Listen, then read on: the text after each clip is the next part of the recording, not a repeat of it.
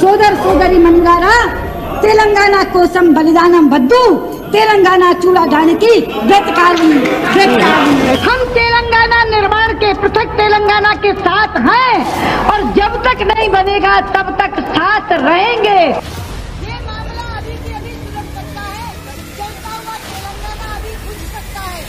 अगर प्रधानमंत्री जी एक बात कह दें कि हम इस सत्र में तेलंगाना निर्माण का बिल लेकर आएंगे, हम पूरी की पूरी भारतीय जनता पार्टी के लोग या जागृति में और हम अपने समर्थन से उस बिल को पारित कराएंगे।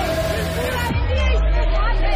సుష్మా స్వరాజ్ గారు తెలంగాణ రాష్ట్రం రావడానికి, తెలంగాణ బిల్ పాస్ కావడానికి చట్టసభలలో పూర్తి స్థాయిలో సహకరించింది। సముచితమైన స్థానాలు అక్కడ మనకు అవైలబుల్ ప్లేస్ ఉంటుందో వాళ్ళ విగ్రహాలు పెట్టడానికి అవసరమైన ఏర్పాట్లను చేస్తే వాళ్ళకి సముచితమైన గౌరవం ఇచ్చిన వాళ్ళం అవుతాం।